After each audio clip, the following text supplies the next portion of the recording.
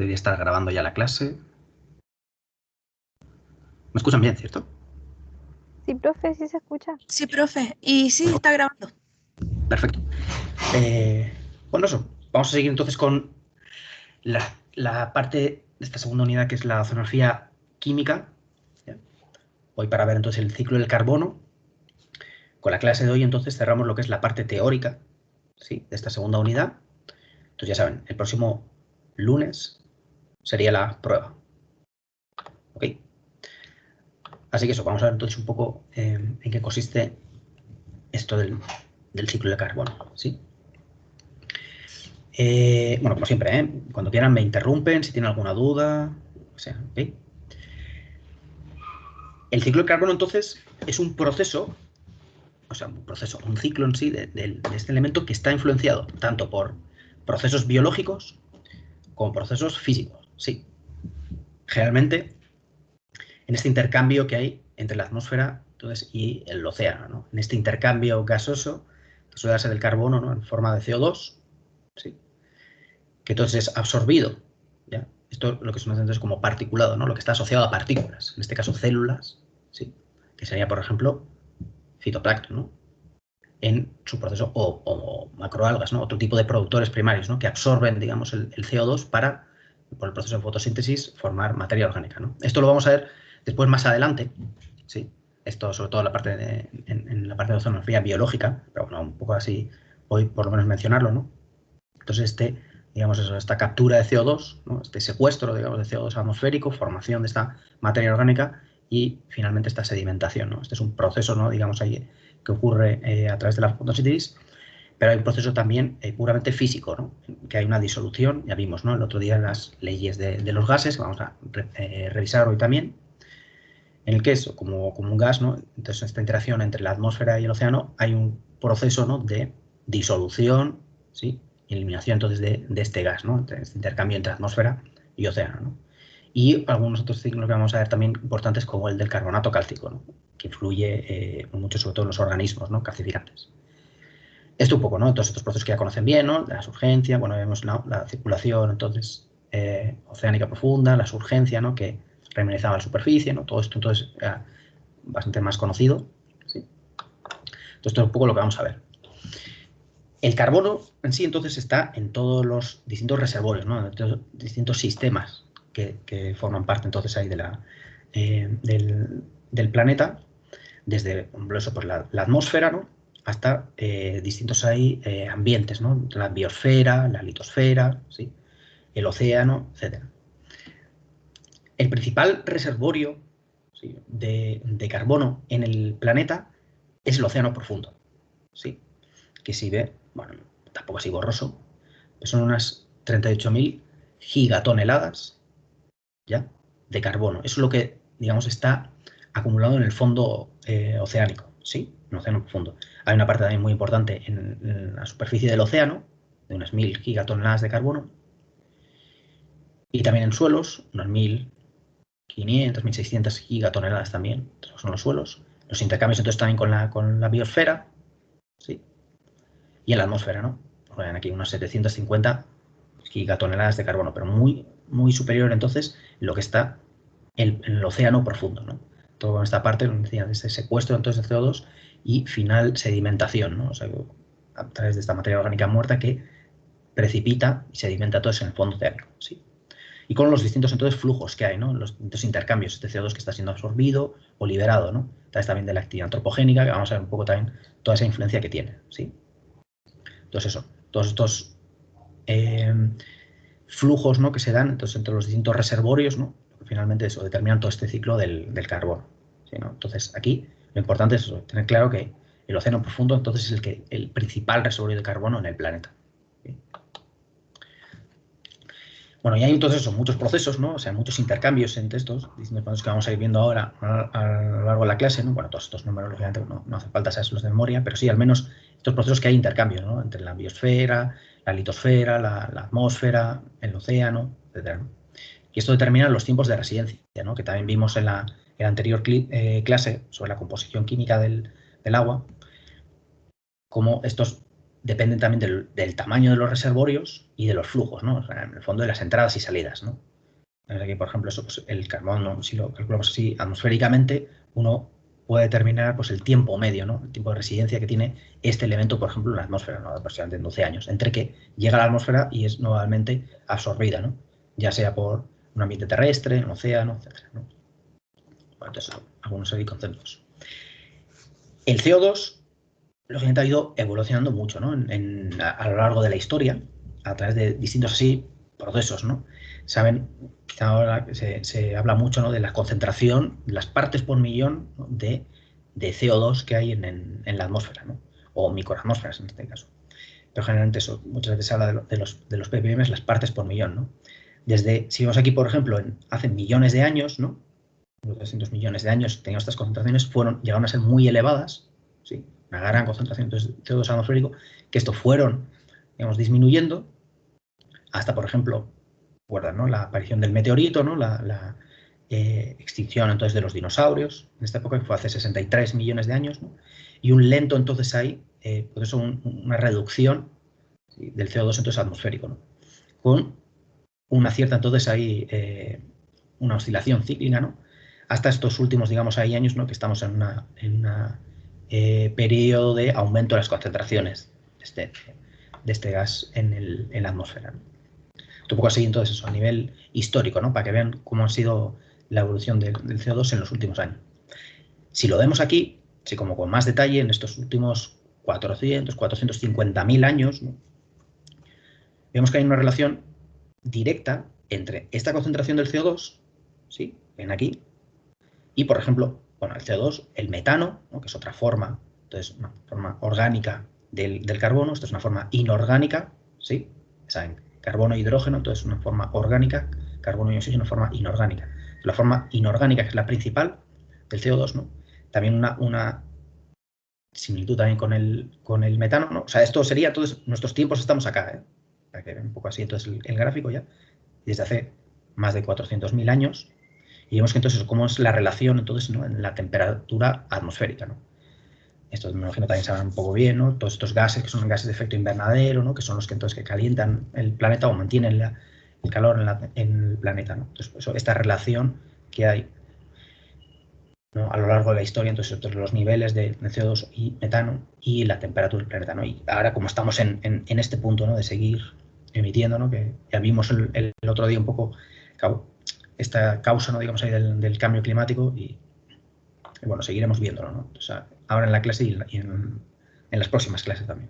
Sí.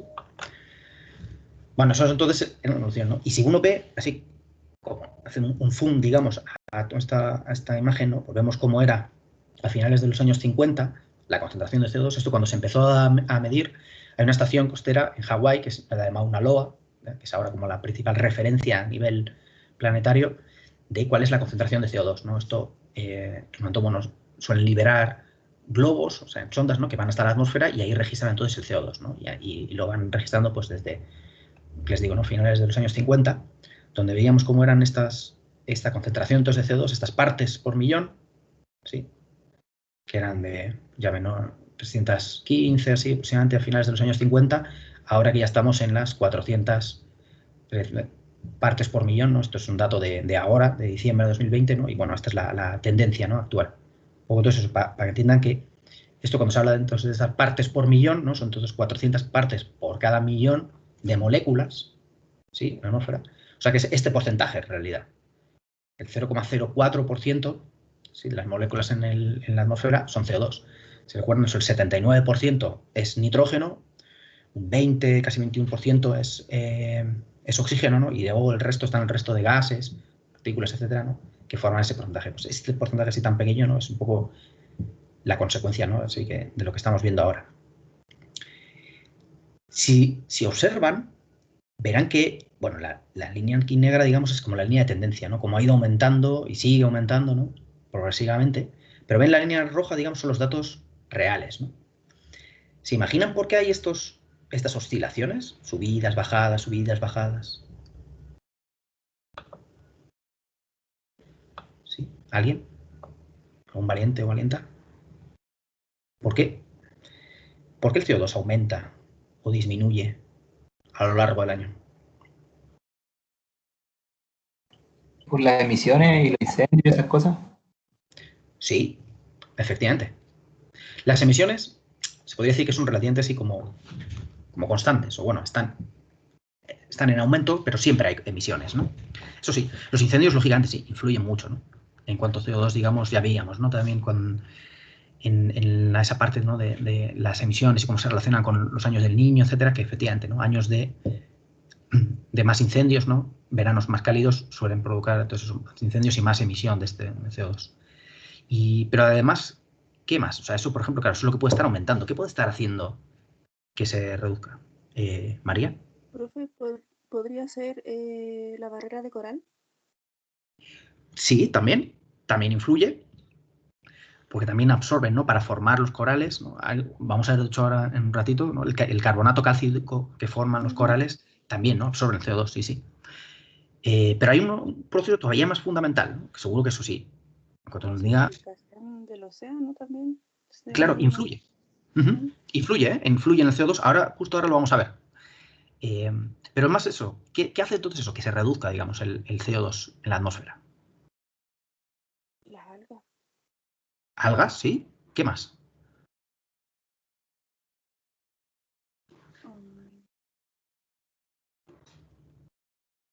Sí, va por ahí. Va muy bien. ¿Qué hacen las algas? Ellas son las principales productoras de oxígeno. Ajá, efectivamente. Sí, ¿no? Porque hacen... Sí. Hacen la fotosíntesis, ¿no?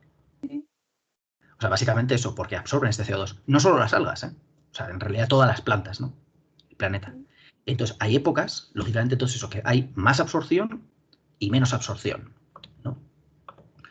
Bueno, esto se conocen como las curvas de Killing, ¿ya? Este Killing, bueno, fue un investigador, efectivamente, ¿no? Que fue mirándolo, si uno lo ve, eso, año a año, pues vemos la tendencia, ¿no? Aumento. Pero si uno lo ve a lo largo de un año, vemos cómo hay épocas, digamos eso, que hay más CO2 atmosférico y otras, entonces, menos, ¿no? Y si se fijan, generalmente hay más CO2, ¿no? O sea, va aumentando, digamos, durante el invierno, ¿ya? Por ejemplo, van aquí, ¿sí? Y disminuye durante el verano. ¿Se imaginan entonces esto por qué?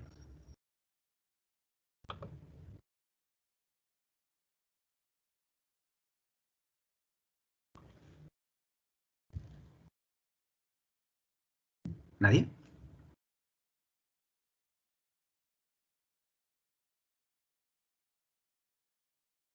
¿Cómo podría repetir la pregunta, profe? Sí.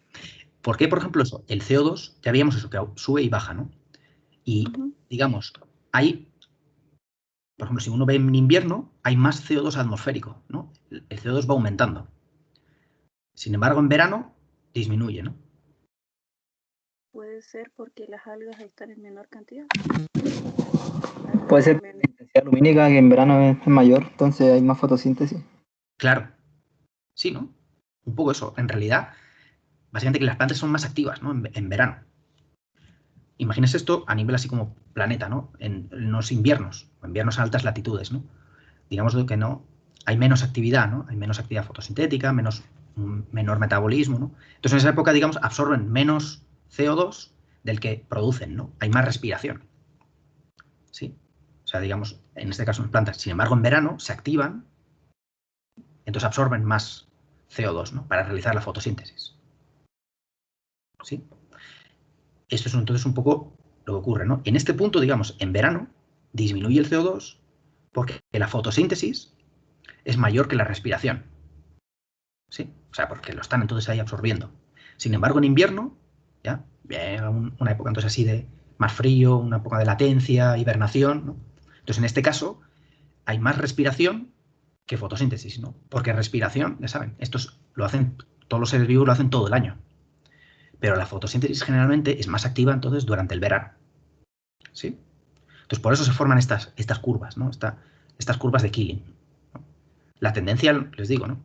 Pese a que siguen siendo, ¿no? Siempre se dan en verano, invierno, y siempre, claro, tengan en cuenta hemisferio norte y hemisferio sur, ¿no? Que por eso también cambia mucho. Hay más vegetación, por ejemplo, en el hemisferio norte, porque también hay más continentes, ¿no? Hay más tierra, digamos, en el hemisferio norte, que en el hemisferio sur. ¿Sí? Entonces, de alguna forma también influye, ¿no? Entonces, cuándo es el invierno en un sitio o cuándo el verano en otro. Pero básicamente, entonces, eso. Tenemos esta dinámica, ¿no? Hacia el aumento, ¿no? Dentro de lo que es estas curvas. ¿Sí? Entonces, eso. Importante entender entonces esta dinámica. Pero al final, digamos, estos flujos así de CO2, desde 1850, aproximadamente desde el inicio de la revolución industrial, ¿no? Lo que sí que se ha visto un gran aumento en la producción, digamos, de CO2 por actividades antropogénicas, ¿no? Gran parte entonces de este CO2 ha procedido entonces de la quema de combustibles, ¿no?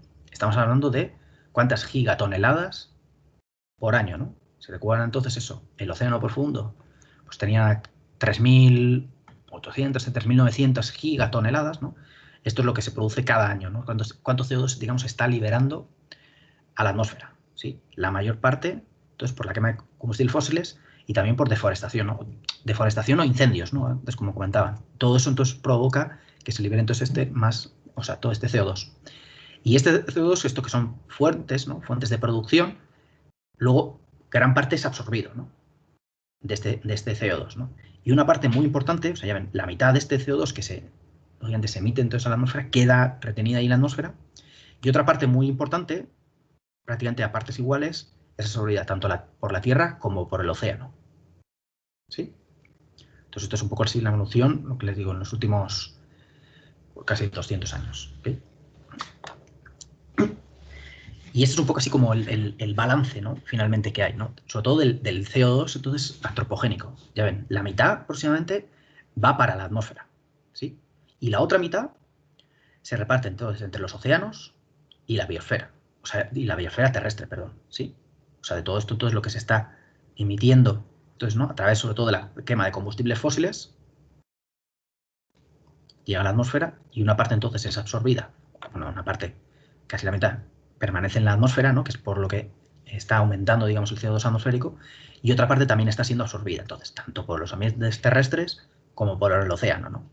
Aproximadamente ya ven, casi una cuarta parte del CO2 que se emite por actividades antropogénicas, ¿sí? O sea, sobre todo nos vamos a centrar entonces en esta parte, ¿sí? Si ven entonces eso, el CO2 se ha ido acumulando, pero no se ha acumulado de la misma forma, ¿no? En los distintos océanos, ¿no? Digamos que más hacia el Mar Rojo, ¿no? En estos colores más rosa, ¿verdad? Es una mayor absorción, ¿no? O sea, de todo este CO2, ¿no? ¿Se les ocurre por qué? Digamos, hay por ejemplo más acá, o acá, o acá.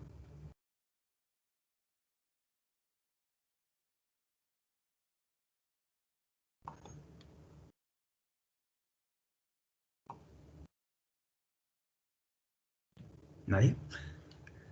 ¿Por las urgencias? No. La surgencia, acuérdense, es una cuestión muy costera. ¿Sí? Sería, digamos, solo acá. Por los vientos. Sí, puede ser, pero en realidad es más sencillo que eso, ¿eh? Digamos, ¿dónde se concentra sobre todo la actividad, digamos, como industrial o la industrialización, ¿no? ¿Dónde se produjo principalmente? En la parte de Norteamérica y Eso es. la Sí, otra ¿no? que está frente. Claro, eso no es una... Hay muchos factores, ¿no? Que están influenciando. Pero uno de ellos, desde luego, es eso, es la alta actividad industrial, ¿no? Por ejemplo, el Atlántico, digamos, de alguna forma, es un océano que está como mucho más, o sea, tiene un volumen menor, ¿no? Digamos, ha estado más concentrado, por ejemplo, acá, la actividad industrial, ¿no? Que puede ser, por ejemplo, el Pacífico, ¿no?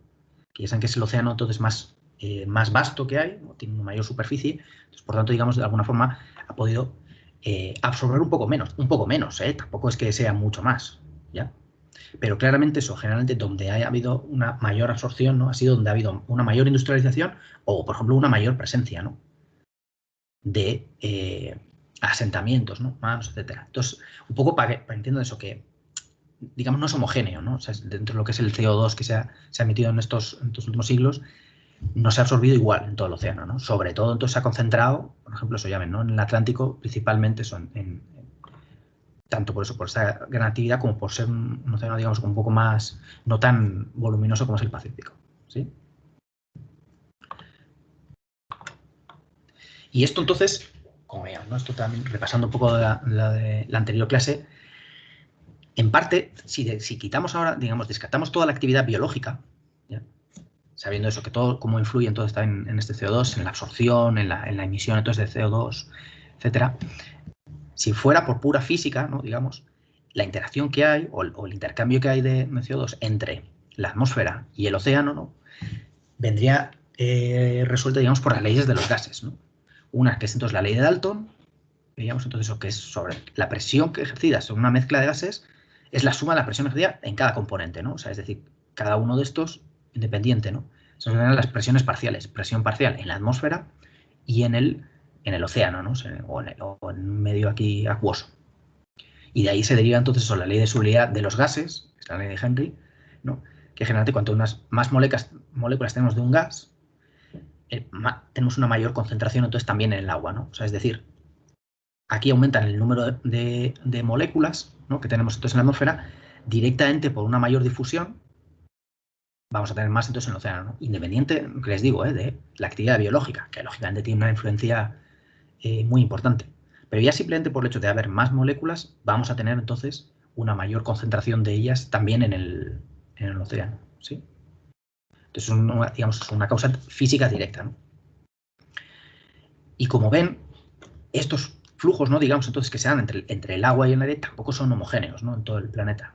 Donde sí que tenemos zonas en el que, ya ven, ¿no? Por ejemplo, en las zonas ecuatoriales hay una mayor liberación, digamos, del CO2 del agua al aire, ¿sí? Y menor, por ejemplo, en altas latitudes o zonas con alta actividad biológica, ¿sí? Como por ejemplo toda la Antártida, ¿sí? Entonces ahí por eso hay una influencia también finalmente entonces en estos flujos, ¿no? En los que lógicamente entonces vemos que hay una influencia tanto de la actividad biológica, pero también la temperatura, ¿ya?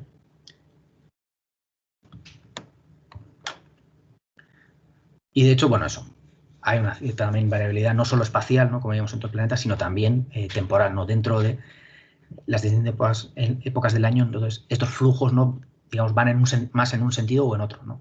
Se van más hacia la atmósfera o hacia el océano. ¿Okay? Pero bueno, un poco así para que tengan en cuenta. Lo que finalmente, entonces eso, importante tener en cuenta que lo que determina finalmente entonces el CO2 que encontramos en el océano es la temperatura, ¿no? La temperatura que influye directamente entonces en la solubilidad de los gases, ¿no? Como veíamos con el oxígeno. La salinidad también influye en ello, ¿no? Sobre todo por las reacciones que se puedan dar, reacciones redox, ¿no? Que se puedan dar entonces en el océano para el intercambio entonces de estos gases, y otras actividades ya también biológicas, ¿no? Como el carbono, por ejemplo, que vamos a ver ahora, ¿no? O la alcalinidad, ¿no? Que es la capacidad que tiene, digamos, de reducir el efecto de un ácido, ¿no? Entonces, bueno, algunos factores entonces que influyen, que vamos a ver entonces ahora con un poco más de detenimiento, ¿no? Si tomamos nuevamente, entonces, bueno, hasta aquí todo claro. Sí, profe. Sí, profe. Perfecto. Entonces, si vemos acá, esto, ¿no? Lo que teníamos, los datos de CO2 en Mauna Loa, allá en Hawái, ¿no? Vemos esto, cómo ha sido el aumento. Vemos cómo ha ido aumentando también el CO2 entonces en el agua, ¿no? O sea, que es una relación también directa, independiente también de la actividad biológica, pero que lógicamente influye, ¿no? Y además una reducción del pH, ¿no? El pH, me imagino que eso ya es un concepto que les suena, lo vamos a revisar entonces ahora, ¿sí? Pero a la vez que entonces aumenta el CO2, disminuye el pH, ¿no? Desde la revolución industrial, finales así, desde, bueno, mediados del siglo XIX, el pH promedio global, ¿sí? Ha disminuido 0.11 unidades, ¿no? El pH ya sabe que se mide de 1 a 14, ¿sí? Entonces ha disminuido 0.11. Que podría parecernos mucho, ¿no? O sea, normalmente el pH así del océano está en torno a 8,1. ¿Ya? Vamos a ver entonces ahora un poco. Y se ha ido reduciendo, sí, hasta prácticamente, bueno, 8,05, al menos allí en Hawái, pero en algunos casos ya casi prácticamente 8. Que puede parecernos mucho. Pero es importante tener en cuenta que el pH corresponde o sea, está en una escala logarítmica, que vamos a ver ahora, ¿no? Entonces Entonces, en realidad, hoy los océanos están un 30% más ácidos, ¿sí?, de lo que estaban antes. Entonces, vamos a ver entonces un poco eso. ¿Cómo? ¿Por qué, no? Lo que les decía, ¿no? Entonces, el pH va de 0 a 14, ¿sí? Y el pH en sí, bueno, es esto, es el hidrógeno potencial, el potential hydrogen. ¿Sí? ¿Sí? O sea, ¿cuántos protones, o sea, cuántos iones de hidrógeno cargados positivamente estarían disueltos, ¿no?, o estarían disponibles en una solución? De este concepto del pH se deriva el de la alcalinidad, ¿sí?, que es cualquier esta sustancia que en realidad en una disolución acuosa aporta hidroxilos, ¿no?, radicales OH negativo, ¿no? O sea, en agua H2O, pues eso, esta parte así negativa, digamos, ¿no? O sea, es como la capacidad de neutralizar un ácido, que vamos a ver ahora un poco más, con más detalle. El pH, entonces, les digo, se calcula menos o sea, como el menos logaritmo, ¿sí?, de esa concentración de protones, ¿sí?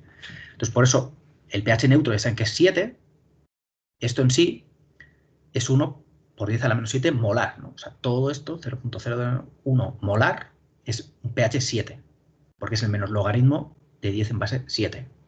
¿Ok? Entonces, un pH, por ejemplo, 8, ¿ya?, tendría acá un 0 más, o sea, es decir, es 10 veces menos ácido, ¿no?, que el pH 7. Entonces, el océano tenía históricamente aproximadamente 8,1, ¿no? Les digo, ahora ha ido bajando, ¿no? Este es ahí el pH, a diferencia, por ejemplo, del agua dulce, ¿sí?, que tiene 7. Esto, entonces, vamos a ver, es debido sobre todo a las sales, ¿no?, que tiene, bueno, no a las sales, ¿no?, en realidad los carbonatos que tiene disueltos, ¿sí? Entonces, esto es un poco así el pH del océano. Y un poco para que lo vean en profundidad, ¿no?, tampoco no es homogéneo dentro de toda la columna de agua, ¿no? Si tenemos aquí, entonces eso es 8,1, era, bueno, ya menos, ¿no?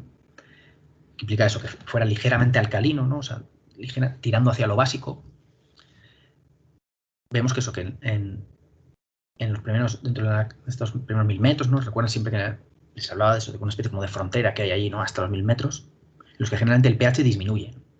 Y esto es debido a la actividad de la biota marina, ¿no?, en el que, precisamente debido a esta actividad, respiran, ¿no?, y al respirar entonces emiten CO2 y esto, pues, disminuye el pH, ¿no?, por la formación de ácido carbónico, que les voy a mostrar ahora, ¿no? Entonces, generalmente hasta los 1000 metros suele disminuir, ¿ya?, para luego ir aumentando progresivamente, ¿no?, nunca hasta alcanzar los niveles que se alcanzan en superficie, que lógicamente están relacionados también con la actividad biológica, ¿no? Aquí en el supercimiento ya sabemos que tenemos una mayor actividad biológica, una mayor absorción de CO2 y producción de oxígeno, y por eso tenemos estos altos niveles, ¿no? Entonces, eso, que bajan acá hasta aproximadamente los 1000 metros, ¿no?, y nuevamente van aumentando y permanecen ya constantes en el resto de la columna de agua, ¿sí? Esto es lo que es, entonces, a nivel de profundidad. Si lo viéramos entonces a nivel superficial, veríamos que también eso, hay diferencias, ¿no? No es homogéneo todo el océano global, ¿no?, sino que tenemos algunas zonas un poco más ácidas, o más,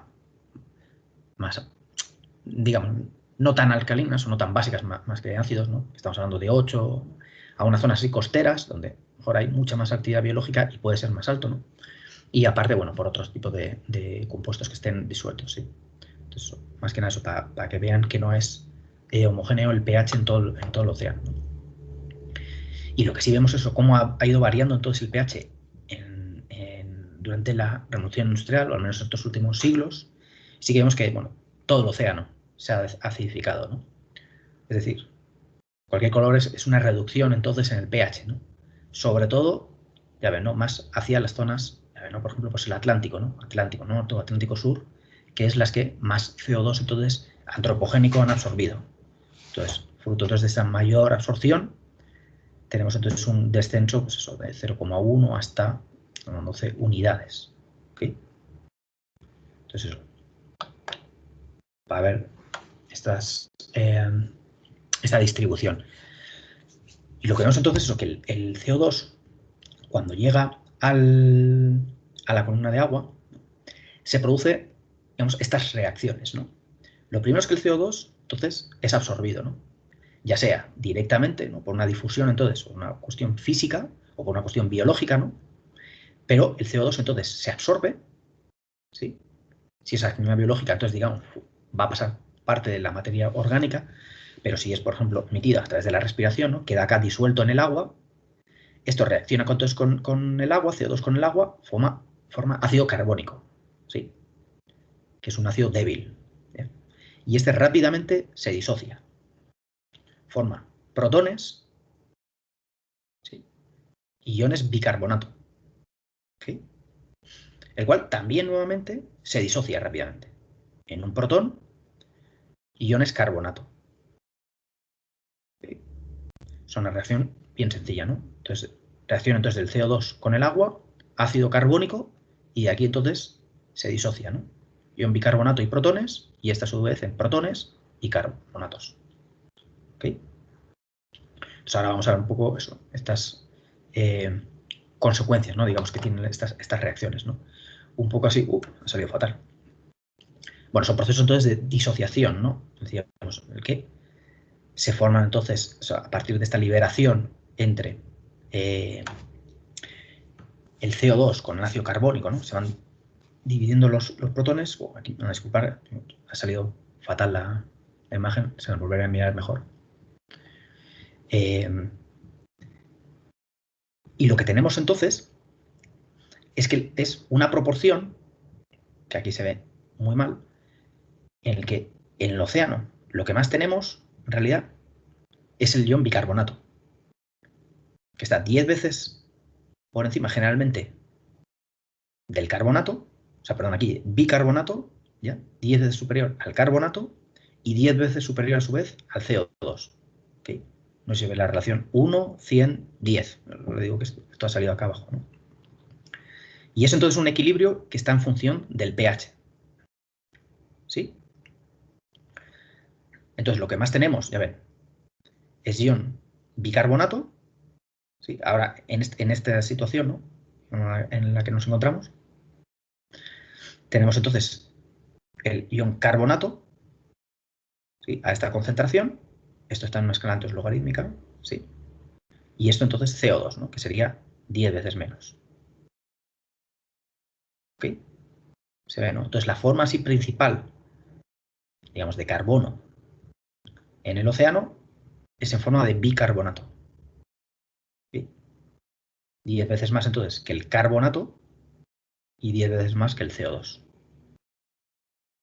¿Sí? Bueno, creo que se ve aquí un poquito más claro. Y esto, digamos, estas proporciones están cambiando, ¿no? O sea, estamos yendo entonces hacia acá, hacia la izquierda, ¿no? Hacia océanos más ácidos, ¿sí? En el que están aumentando ligeramente las concentraciones de bicarbonato, pero están disminuyendo las de carbonato, ¿sí? Esta línea negra, mientras aumentan las de CO2. ¿Ok? De ahí que se esté retroalimentando este proceso, ¿no? De acidificación. Entonces, más ácidos inducen que cada vez sean reacciones hacia más acidez entonces, en los océanos. ¿Sí? Y entonces esa consecuencia entonces, de esta bajada del pH. Si esto de hecho nuevamente lo vemos desde 1850 aproximadamente, ¿no? Vemos entonces cómo el pH sobre todo se mantuvo relativamente constante hasta los años 50 del siglo pasado, ¿no? Donde ha ido reduciéndose drásticamente. El ion carbonato entonces vemos que también disminuye y el del CO2 entonces en agua que está aumentando, ¿no?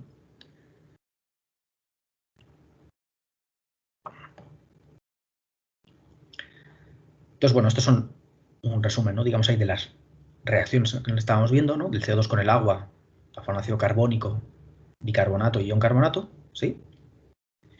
Y de acá se deriva entonces la alcalinidad, ¿no? Que decíamos esto entonces del pH, que es la cantidad de protones, la alcalinidad entonces es esa capacidad para neutralizar ácidos, ¿no? Que tiene ahí en este caso el agua de mar, ¿no? Pero bueno, cualquier fluido, ¿no?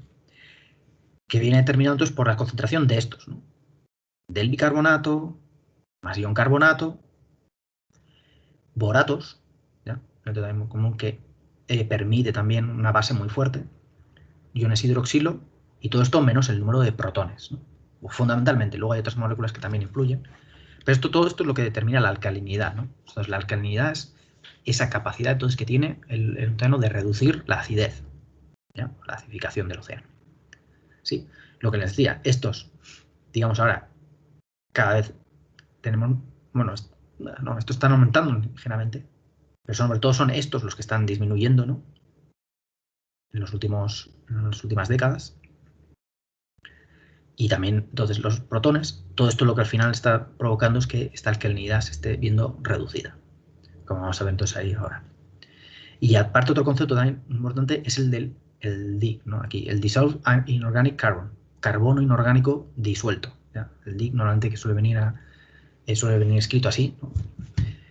Que es, en el fondo, eso, la suma de las distintas formas que tiene el carbono en forma inorgánica, ¿sí? O sea, ya sea entonces CO2, ácido carbónico, el bicarbonato y el ion carbonato, ¿sí?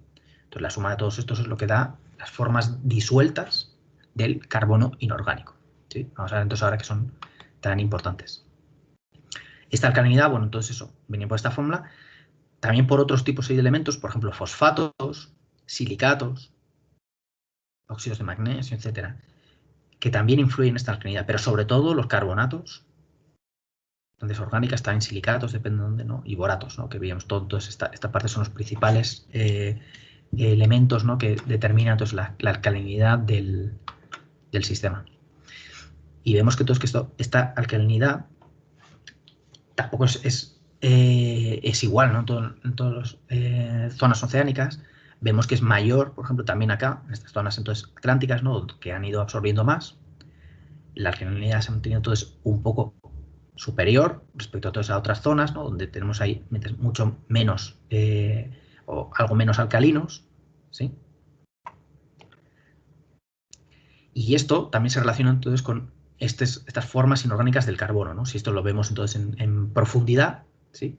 Donde tenemos zonas entonces eso que generalmente son bajas en superficie, estas formas, digamos, inorgánicas suelen tener bajas concentraciones porque hay una alta actividad biológica, ¿no? Los primeros metros, ¿sí? Hasta luego nuevamente aumentar y se mantiene así también constante también la alcalinidad, ¿no? O sea, la alcalinidad generalmente es menor en zonas donde también las formas del carbono son menores. ¿Sí? Esto a su vez también, bueno, se relaciona también, por ejemplo, con el fosfato. Esto lo vamos a ver mejor la próxima semana, así que no le hago mucho caso hasta, bueno, la próxima semana, pero no entra a la prueba. Menos esta parte así del fosfato, o sea, esto lo veremos con más detalle en la siguiente, ¿sí? Que hay una relación también entre estas formas de carbono y del fosfato. Pero esto es muy importante, ¿no? El tema de la temperatura. Generalmente el carbono, estas formas de carbono suelen ser más disponibles cuanto más frío, digamos, la temperatura del agua, ¿no? Sabemos entonces que con una mayor temperatura, normalmente las formas, o sea, los gases se disuelven peor, ¿no? Entonces por eso tenemos unas menor disponibilidad de estos. Bueno, y un poco también ver que como esto el carbono inorgánico disuelto también ha ido disminuyendo, ¿no?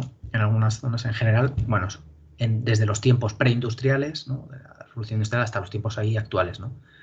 Zonas en algunos casos, por ejemplo, ha ido aumentando, por ejemplo, este carbono inorgánico disuelto, debido entonces también eso, a este aumento el carbono, ¿no? Ahí antropogénico, sí, otras zonas que se ha ido disminuyendo, pero sobre todo es un mayor aumento en general en todo el océano.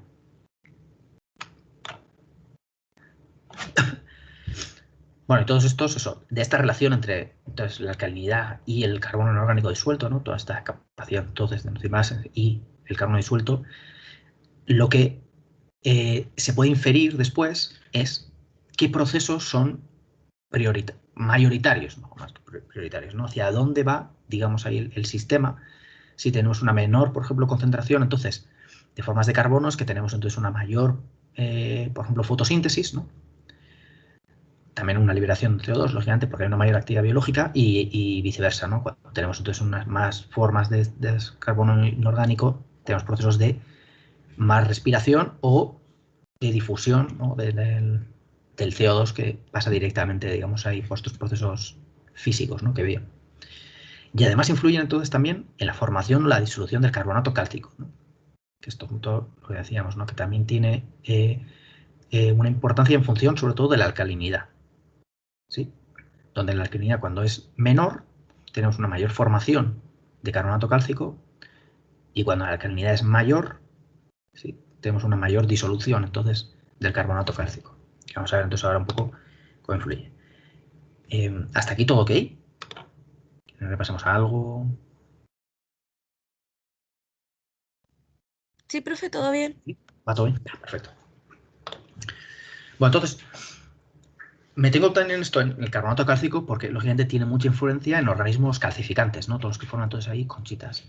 Esto viene influenciado, bueno, ya veíamos entonces eso, por el CO2, ¿no? Por una parte, ¿no? Todas estas emisiones, absorción de CO2, etcétera, pero también por la formación de calcio, ¿no? Que es en el fondo una liberación a partir de rocas, ¿no? De esa disolución de tipo de rocas conteniendo calcio, es, digamos, lo que va alimentando los océanos, ¿no? Veíamos que una de las entradas principales era a través de ríos, ¿sí? Hay alguna entrada también a través de, por ejemplo, esos procesos ahí hidrotermales, volcánicos, etcétera, ¿no? Que pueden entrar desde el interior, digamos, ahí del manto oceánico, pero fundamentalmente la mayor parte de los aportes de calcio entonces son a través de ríos, ¿no? Que también de estas escorrentías cargadas entonces de calcio. Y en proceso entonces eso, que hay de una producción y disolución, ¿no? Bueno, no hace falta también, lógicamente, saber con detalle todos estos números, pero al menos eso. Ten en cuenta que hay procesos sobre todo de absorción en zonas ahí eufóticas, donde llega la luz, ¿no? Entonces ahí asociado entonces a la actividad biológica, y zonas, digamos, ahí sobre que hay más precipitación, ¿no? Y más pérdida, digamos, hasta su sedimentación, digamos, en el fondo. Entonces, normalmente, dentro de este ciclo distinguimos entonces entre la parte así más eufótica y la parte más afótica. Esto entonces, eso, desde la alcalinidad, ¿no? Entonces de la fórmula, las formas entonces del carbonato son las que, principalmente son las que influyen en la alcalinidad total del océano, que son procesos entonces eso, derivados de esta precipitación y la disolución entonces del carbonato cálcico, ¿ya? El carbonato cálcico entonces es sólido, ¿sí? Y entonces eso de, por ejemplo, esos otros elementos, ¿no? Que son más, por ejemplo, gaseosos o cuando están disueltos, ¿no? A través de este proceso, ¿no? Una forma así de, digamos ahí, de disolver el carbonato cálcico, es cuando cuando las conchitas, digamos, reaccionan con el CO2 y con el agua, ¿sí? Para formar entonces iones de calcio y bicarbonato, ¿sí? O sea, es un poco así como reacciona, digamos, el carbonato cálcico con el CO2, ¿no? Y a través de procesos de sobre o subsaturación de este carbonato cálcico vienen determinados por la solubilidad. O sea, cuánto puede estar finalmente disuelto, ¿no? Cuánto entonces esto del calcio o de los iones carbonato están disueltos entonces en el agua. ¿Sí? Y esto finalmente influye en cuánto del CO2 está disuelto, o sea, cuánto es capaz de disolverse en el agua, ¿no? O sea, y el aumento, o sea, el hecho de que haya más CO2 en el agua, disminuye entonces el estado de saturación, o sea, cuánto es capaz de disolverse, ¿sí? de este carbonato entonces en el agua, ¿ya? A partir entonces de esta fórmula, o sea, este índice entonces de saturación del carbonato viene por la concentración, lógicamente, del carbonato y del calcio, ¿no? Y de esta capacidad entonces de solubilidad que veíamos aquí, ¿no? Del propio carbonato. Bueno, total que la concentración de carbonato similar, entonces también veíamos, ¿no? Entonces en el CO2, en el Atlántico tenemos una gran disponibilidad entonces de carbonato, generalmente por eso, por un mayor aporte de CO2 entonces en el ambiente. Y entonces el carbonato cálcico es el que forma entonces, o sea, es la molécula entonces usada, ¿no? Para formación. ¿Me escuchan? Sí, profe. Sí, profe. Profe, ¿se Ya. escucha? Perdón, sí, que me salió un mensaje. Y ahí que, no, ya. Nada, no he hecho nada. El carbonato cálcico, entonces, es digamos, está en la columna de agua, ¿no? Generalmente está un límite, ¿no? Que es se conoce como el límite, esta profundidad de compensación de la calcita, ¿no? Entonces, la profundidad, o sea, todo esto dentro de la columna de agua, donde la presión es suficientemente alta y la cantidad de CO2 suficiente para disolver el carbonato cálcico, se conoce como la lisoclina. ¿Ya? Clina, recuerden, ¿no? Esa capa, entonces, que dicen entonces eso, estas concentraciones, en este caso, de carbonato cálcico. ¿Sí? Debajo de esta lisoclina, el carbonato cálcico se disuelve hasta que alcanza esta profundidad de compensación. ¿Sí? Total, esto viene a decir que sobre esta profundidad de compensación de la calcita, digamos, esta forma del carbonato cálcico es estable y acá se pueden, o sea, digamos, dentro de estas profundidades, son más hacia la superficie, son donde se puede formar, digamos, el carbonato cálcico, o los organismos calcificantes pueden hacer uso de este carbonato cálcico, ¿sí? Para formar entonces sus estructuras. Debajo, entonces, de esta profundidad de compensación de la calcita, esta se disuelve rápidamente, ¿no? Bueno, estoy hablando entonces de la calcita. La calcita es una de las formas del carbonato cálcico que vamos a hablar entonces ahora, ¿sí? Y hay algunas serie entonces eso, esto es debido, digamos, o sea, la formación de esta profundidad en calcita, generalmente eso, a altas concentraciones de CO2, que impiden entonces eso, o sea, que provocan que se disuelva rápidamente, mayores, o sea, menores entonces pHs, ¿no? Entonces son unas aguas más ácidas y también bajas temperaturas y alta presión. Todo esto, digamos, ahí impide de alguna forma que acá haya suficiente, digamos, carbonato cálcico para la formación de estas conchitas, ¿no? Entonces, realmente, esta suele ser la profundidad, ya ven, ¿no? Normalmente son aproximadamente unos 4,5 kilómetros de media en todo el océano, ¿sí? Que es la zona donde se pueden desarrollar los organismos calcáreos. ¿Ok? Esto. Y entre los organismos calcáreos, esto lo veremos más adelante, ¿no? Pero bueno, al menos por lo menos mencionar un poco, ¿no? Que tenemos tanto, por ejemplo, coccolitofóridos, ¿ya? Que es un fitoplancton calcificante, y foraminíferos, ¿ya? Es un tipo de zooplancton, que forman sus estructuras a través de calcita, es una de las formas del carbonato cálcico, ¿no? Y otra es la de la aragonita, ¿no? Tiene también su importancia.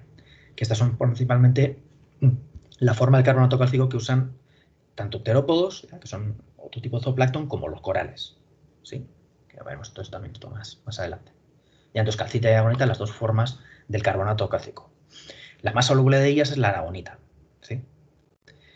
Y generalmente, a través de las concentraciones de aragonita, es que uno puede ver entonces eso, cómo es el estado, en qué situación, digamos, se encuentra el carbonato cálcico dentro de lo que es la columna de agua para la formación de las conchitas de estos organismos, ¿no? Hay condiciones que están sobresaturadas, donde hay suficiente carbonato para formar entonces estas estructuras, y hay situaciones subsaturadas, ¿no? Donde tenemos entonces menos concentraciones de estos carbonatos para la formación entonces de estas estructuras, ¿no? Calcáreas. Y esto determina entonces este estado de la saturación, omega, ¿no? Que se conoce, que es el nivel de saturación del carbonato cálcico en el agua de mar. O sea, que cuando este estado de saturación es menor de 1, se suelen considerar aguas subsaturadas, o sea, con menor disponibilidad de carbonato cálcico para estos organismos, ¿sí? Y por encima de 1 suelen estar entonces sobresaturadas. ¿Ya? O sea, son buenas condiciones entonces para la formación de estas estructuras. Por ejemplo, los corales generalmente necesitan por encima de 3, ¿no? Para que se dé un ambiente así óptimo, ¿ya? Pero lo que vemos es que parte de, o sea, este estado de saturación de la aragonita tampoco no es homogéneo, ¿ya? También está variando, como vamos a ver ahora, y generalmente, ya ven, ¿no? Las partes así como más rojitas, ¿no? Debajo de 1, ¿no? Son las que están subsaturadas, ¿no? Y sobresaturadas, entonces, tenemos en los ambientes, sobre todo, tropicales y ecuatoriales, ¿no? Que, me imagino, como sabrán, si no lo veremos después, más adelante, para la biología del plancton, en el próximo semestre, es acá, ¿no? En los ambientes tropicales donde se desarrollan los corales, ¿sí? Entonces, generalmente, a altas latitudes no son buenas condiciones, entonces, eso, porque tienen unas concentraciones bajas, entonces, de carbonato, ¿sí? Esto, a su vez, bueno, deriva en cuanto este carbonato cálcico se acumula después en sedimentos, ¿no? Donde vemos que hay generalmente altas concentraciones en dorsales oceánicas, ¿sí? En todas estas, me imagino que eso cuando vieron ahí en la zona geológica toda la formación de placas, vemos que suelen tener una gran concentración de carbonato cálcico, ¿sí? A diferencia, por ejemplo, cuencas oceánicas más profundas, por quedar debajo de esta profundidad, ¿no? De compensación de la calcita. Sí, entonces, zonas donde tenemos a lo largo, ¿no? Digamos, de los contornos de estas placas, suelen ser zonas que acumulan bastante sedimento, ¿no? Sedimento, perdón, carbonato cálcico, ¿no? Pues son muchos de los estudios también, nataciones, etcétera, usan este tipo así de moléculas, ¿no? Para determinar pues la historia un poco así geológica, ¿no? De los océanos. Y de hecho, por eso, como decíamos, no es raro, o sea, suelen ser muy bajas las concentraciones a altas latitudes, ¿no? Porque los órganos calcáreos son menos abundantes en lo que les digo, altas latitudes. ¿Sí?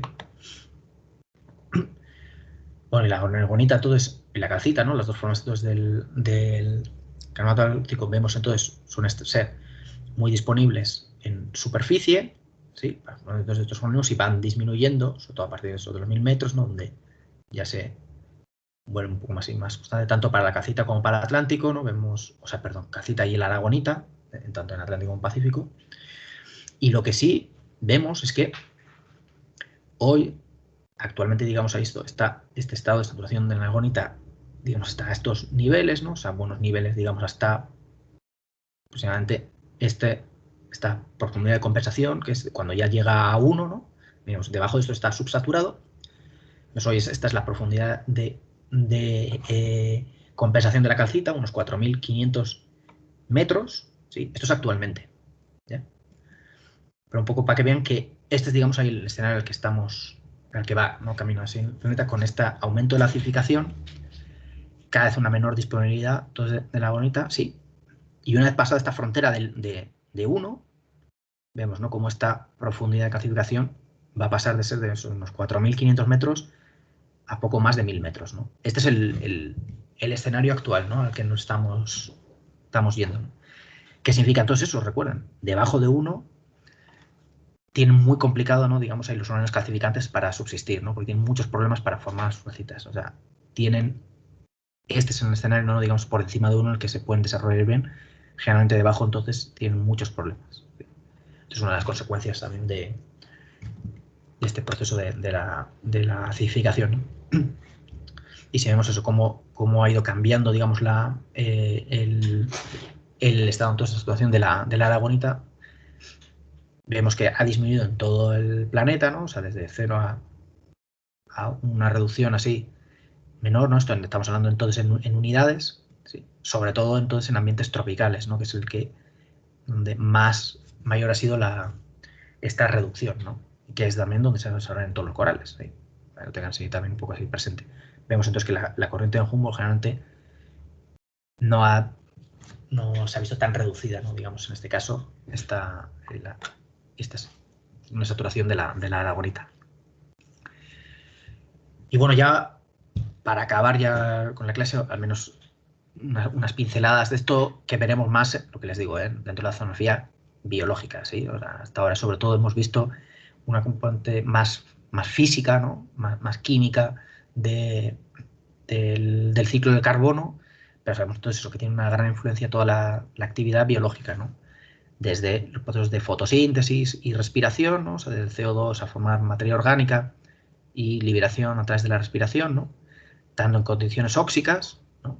Sobre todo en todas las capas más superficiales, como a nivel más anaerobio, ¿no? Que también procesos ahí de respiración anaerobia, ¿sí?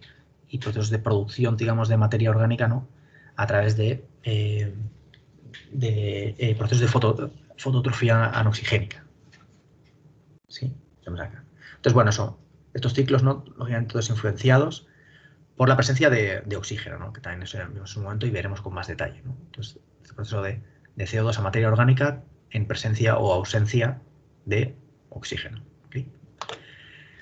Bueno, y todo esto viene a determinar lo que es el concepto de la bomba biológica. No sé si lo habían oído este concepto antes, pero básicamente esta bomba es, digamos, cómo se absorbe este CO2 atmosférico, ¿no? Generalmente a partir de los productores primarios, formación entonces de materia orgánica y oxígeno, y sedimentación, ¿no? O sea, secuestro, digamos, ahí en el fondo oceánico. ¿Sí? Entonces, de este proceso, ¿ya?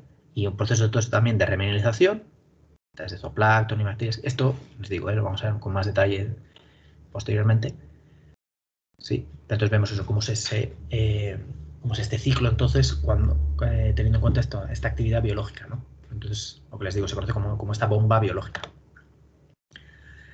que determina entonces eso, la producción primaria en los océanos, ¿no? Esto ya hemos visto entonces, sobre todo, una gran actividad en las zonas así costeras, zonas de surgencia, ¿no? Vemos entonces eso que son las zonas principalmente de mayor entonces productividad oceánica. Los giros subtropicales, ¿no? Veis entonces donde tiene una baja productividad, sí, en el sentido de eso, de formación de carbono, de materia orgánica por metro cuadrado de año, ¿no? Entonces, esa productividad. Que hay varios conceptos, ¿eh? Vamos a ver entonces, respecto, por ejemplo, a la producción primaria bruta, que es cuánto este CO2, digamos, está siendo capturado y almacenado y formado en forma, esta energía química transformada en biomasa, ¿no? La producción neta, o sea, esta es la total, digamos, esta es la producción primaria neta, que es la bruta menos la respiración, lo que se pierde, ¿no? Entonces ahí a través de la respiración.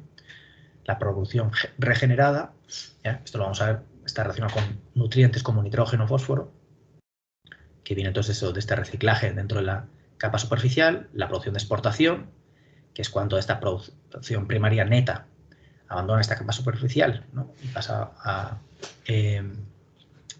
océano profundo, y la nueva producción, ¿sí? Que es a través de ingreso entonces de nutrientes de otras capas, ¿sí? Lo profundo o de la atmósfera para alimentar entonces la productividad del sistema. ¿Sí? Bueno, entonces algunos conceptos, les digo, lo vamos a ver con más detalles pues. Para el suenen, y bueno, todo eso final, ¿no? Entonces, este secuestro, el CO2 atmosférico, producción de materia orgánica, que deriva entonces en este entierro, en este secuestro, digamos, o sea, esta eliminación o sedimentación, usar cualquier término para decir cómo finalmente termina el carbono, ¿no? En el fondo oceánico, ¿no? A través de esos dos procesos de sedimentación, de muerte celular, ¿no? Donde vemos eso, que generalmente el mayor secuestro o este entierro de el POC, que se conoce como carbono orgánico particulado, ¿ya? Particulate Organic Carbon, lo que está entonces asociado a células, ¿sí? Sobre todo entonces en ambientes de surgencia y ambientes costeros, ¿no? Que suelen ser los que más CO2, digamos, ahí absorben y eliminan, ¿no? O sedimentan. Bueno, y eso es todo. ¿Dudas? ¿Hasta aquí todo ok? ¿Algo que quieren revisar? No, profe, no hay duda. No, yo tampoco tengo, profe. Bacán. Pues nada, esta sería la última clase de esta unidad, de esta segunda unidad, sí. Recuerda, entonces, el próximo lunes tienen la prueba. Son las dos clases de oceanografía física, ya la tercera y cuarta. Y las dos primeras, entonces, de química, ¿no? La primera sobre la composición, entonces, del agua marina y el oxígeno, y después la del carbono. ¿Sí? O sea, yo, como siempre, bueno, eso. Les dejaré ahora disponible la clase. Así, no sé, ¿tienen alguna duda? ¿Lo que quieran compartir? No, profe, yo no tengo dudas. Ya. Pues nada, perfecto. Mañana entonces nos vemos. O sea, estamos nuevamente todo eso para ver sus trabajos. Espero que tengan ahí cosas ahí bonitas para mostrar. Y lo que les digo, entonces la prueba el próximo lunes. ¿Ok? Así que nada. Ya, Gracias por su profe, atención. gracias. Y bueno, cualquier cosa me pueden escribir o nada, así que gracias por su atención. Gracias, Cuídense. profe. Chao, Nos vemos cuídese. mañana entonces. Mañana a las 3. ¿Sí? Sí, profe, Ya, nos profe. vemos mañana. Chao. Perfecto. Ya, Chao, chao. profe. Hasta luego. Chao. Profe, yo tengo que hablar algo con usted, pero cuando se vayan todos Ya. mis compañeros le digo, ¿ya? Perfecto. No hay problema. Chao, profe. Chao, chao. Profe. Chao. Bueno, voy a dejar de... Voy a tener la grabación, sí, para que no se me olvide.